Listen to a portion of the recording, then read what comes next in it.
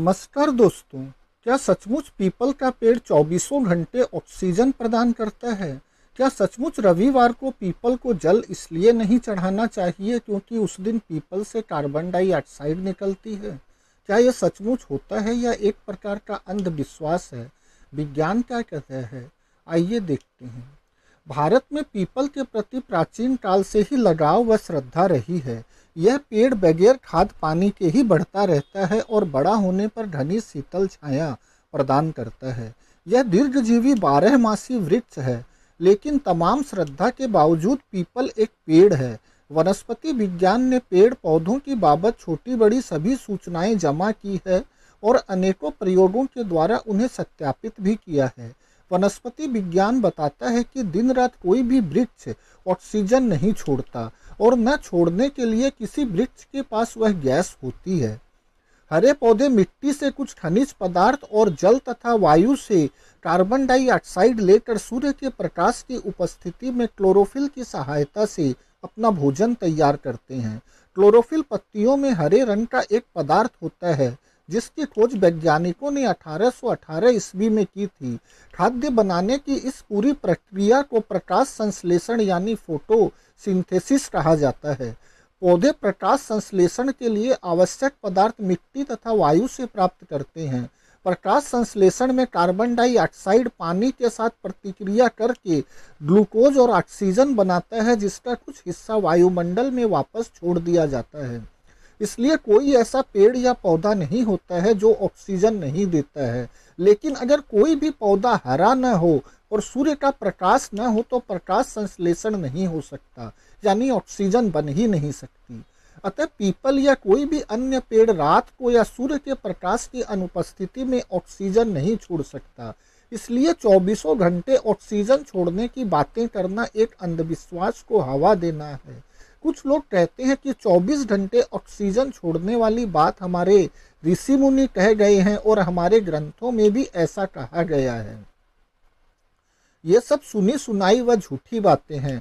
किसी भी प्राचीन ग्रंथ या शब्दकोश में ऑक्सीजन के लिए कोई शब्द नहीं मिला है। ऑक्सीजन की खोज तो सन 1774 ईस्वी में जेबी प्रिस्टले द्वारा हुई थी। इसके पहले तक तो किसी आदरणीय ऋषि मुनि या ग्रंथ को ऑक्सीजन का नाम, स्वरूप, गुण आदि पता तक नहीं था।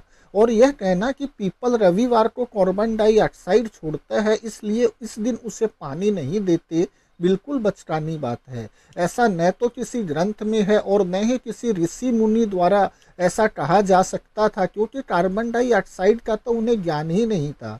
वृक्षों के लिए हर दिन एक जैसा होता है।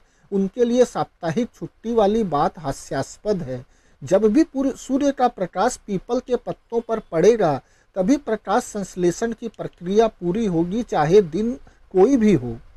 इसके अलावा वनस्पति विज्ञान यह भी बतलाता है कि पीपल और उस जैसे कई अन्य पेड़ पौधे कुछ और काम भी करते हैं, जिससे भी चौबीसों घंटे ऑक्सीजन देने वाली बातें गलत प्रमाणित होती है।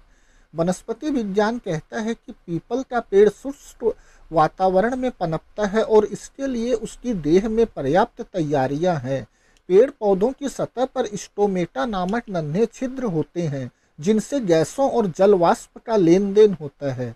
सूखे गर्म माहौल में पेड़ का पानी न निचुड़ जाए, इसलिए पीपल दिन में अपेक्षाकृत अपने स्टोमेटा बंद करके रखता है और रात को पीपल और उसके जैसे कई पेड़ पौधे अपने स्टोमेटा खोलते हैं और हवा से कार्बन डाइऑक्साइड बटोरते हैं।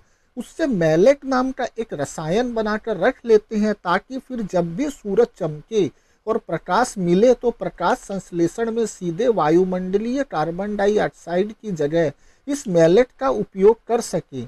इसलिए पीपल रात को ऑक्सीजन नहीं छोड़ता, वह वायुमंडल से कार्बन डाइऑक्साइड बटोरता है ताकि दिन में अपनी जलहानि से बच सके। ऐसा करने वाला पीपल अकेला नहीं है, कई हैं। ज़्यादातर रेगिस्तानी पौधे यही करते हैं, जैसे अकीरा पाग, नीम, स्नेक प्लांट, आर्किड, तुलसी और कई अन्य। रात को कार्बन डाइऑक्साइड लेकर उसे मैलेट बनाकर आगे प्रकाश संश्लेषण के लिए इस्तेमाल करने की यह प्रक्रिया CAM यानी क्रासुलेशियन पाथवे के नाम से विज्ञान में जानी जाती है। पौराणिक बातों पर वैज्ञानिक व्याख्याओं के अनचाहे व अनमेल पैबंद अंधविश्वास की उम्र ही लंबी करते हैं, समाज का कुछ भला नहीं करते। इनसे जितनी जल्दी समाज को मुक्ति मिले उतना ही अच्छा। धन्यवाद दोस्तों।